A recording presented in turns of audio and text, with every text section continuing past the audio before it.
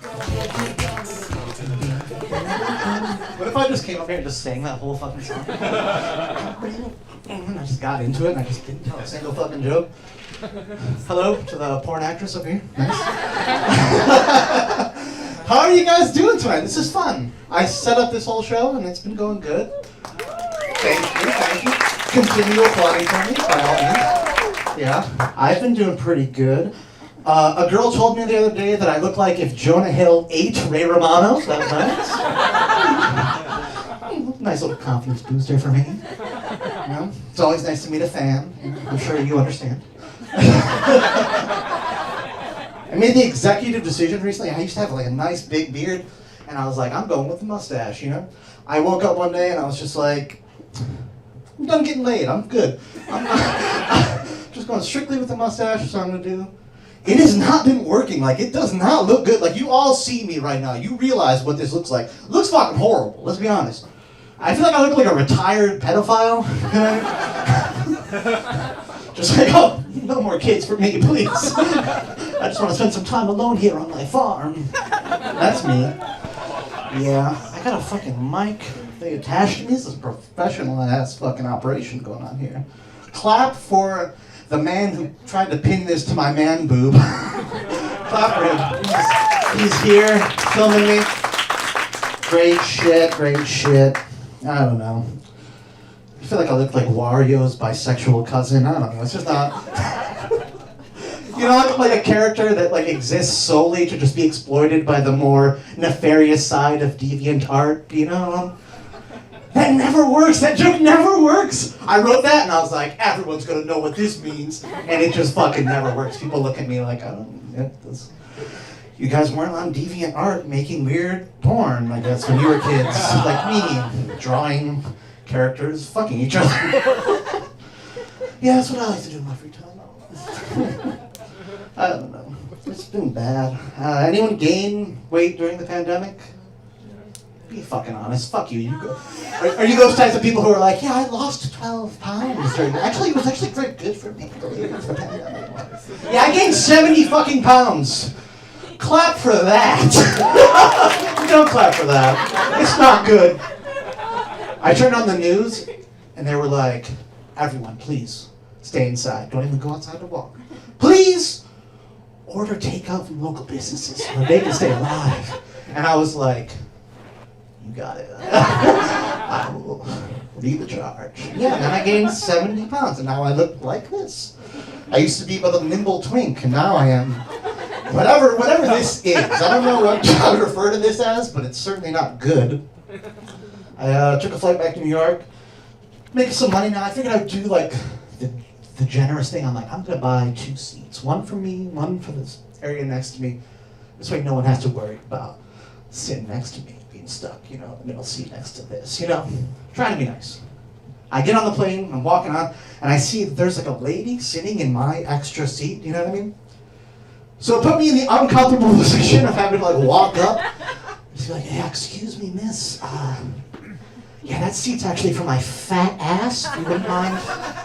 If you wouldn't mind just scooching over a little bit. I bought that for the overspillage of my fat fucking ass, if you wouldn't mind just moving over. But you better believe I hit that light and I was like, flight attendant! I get 2 snacks, right? For both seats. Technically, I paid for both. Arguing and shit, being loud as fuck. You can hear me back there, you know I'm loud as fuck. Just screaming about pretzels, like, I deserve 2 pretzels! Like, just mad as fuck. Yeah. They considered my man titties my carry-on. It was a whole... Charged me extra for my fupa because it wouldn't fit in the overhead container. You guys know about flying. You've all flown. Delta Airlines, am I right? It's horrible. Yeah. Good stuff, good stuff. You guys are great. I like you all. You're all very nice. Went to the gym once. That was very nice. I couldn't really do it, though. It wasn't so much that, like, working out itself is hard.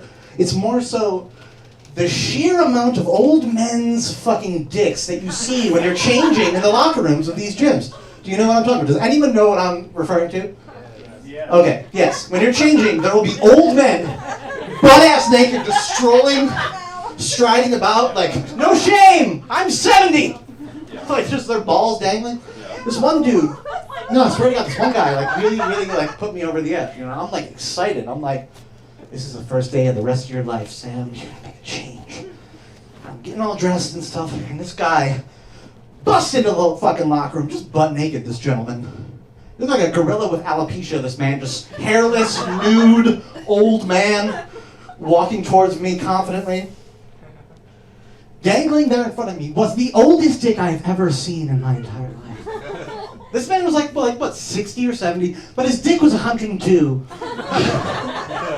It was like an elongated prune, you know what I'm talking about? It was like his dick hole had crow's feet, you know? Like that kind of aged, like a fine wine type of dick, you know? So I'm sitting there and I'm staring at this thing dangling there in front of me. And I stopped, and I picked up my stuff, and then I just fucking left. And I have not been back to the gym since. Not even once. I feel like when I die in like 20, 30 years of being so out of shape, it's that old guy's dick's fault. I feel like his dick shoulders the blame for my death. My obesity is his fault, not mine.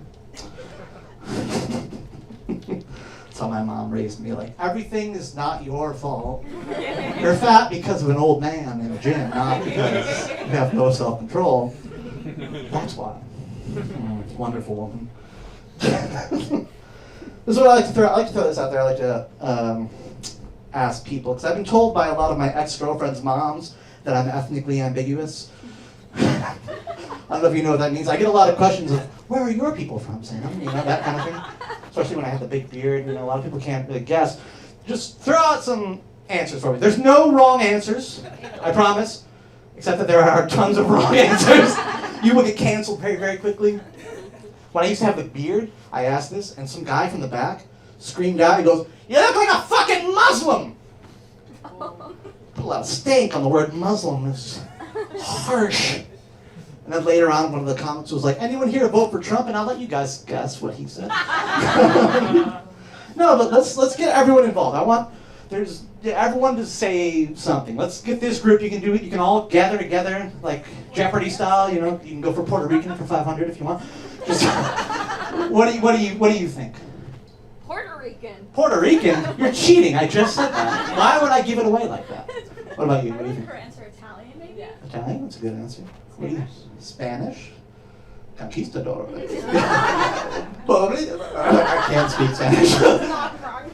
No, she was fucking pretty much right on the head. I am fully Sicilian, which probably isn't that surprising, considering the fact that I showed up here holding 5 pizzas, just meatballs falling out of my pockets and shit, sweating olive oil.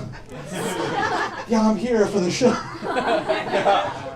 Yeah, my name's Samuel Gaetano LiButti. Guess what ethnicity I am? Like, you'll be shocked. Like, I was doing some research, though.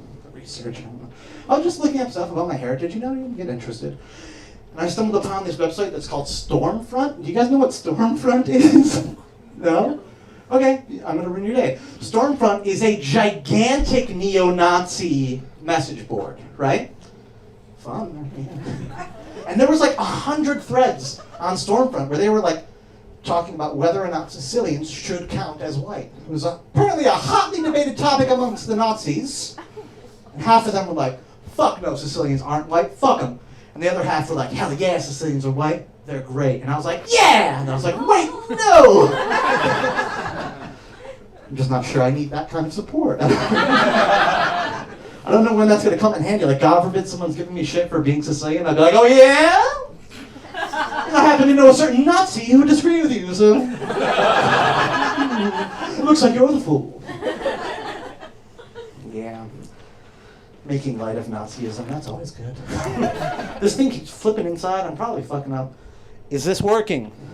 I'll find out later when I edit this video. Let's look at my phone and figure out what jokes I have left. I'll just do this one. Who had a good New Year's Eve? Who had a good New Year's Eve? Who got fucking like shit hammered on New Year's Eve? Be honest. You're all fucking such liars. You're like, yeah, I didn't gain weight during the pandemic. I never drank. My New Year's was very, very, like, just normal. Do you guys want to hear before I leave the story of the most fucked up I ever got on a New Year's Eve? Yes? You want to hear this? Okay. So it's a number of years ago, right? My buddy calls me. He's like, man, I'm throwing this party. You gotta come. There's gonna be these girls there that I want you to meet. I think one of them you might hit it off with, you know. And I was like sick. I had like a stomach bug, you know, and I wasn't feeling very good. So I called him up and I was like, yeah, I'll go, sure. You know, because at this point in my life, I hadn't even like sniffed a crumb of pussy, you know. So, so even the insinuation that there might be a girl who would talk to me, I was like, I think I can go, you know. And I was like, I could probably drink a little bit, be okay, even though I'm sick. You know, a wise move. So I show up and I instantly start pounding shots to calm the nerves, right? And I notice at a certain point that I am feeling more sick, which is a shocking twist, I know. So my idea is, well, maybe if I drink more, it will numb the sickness, right? Fucking horrible idea. That's like trying to cure your HIV by sucking Magic Johnson's dick, you know?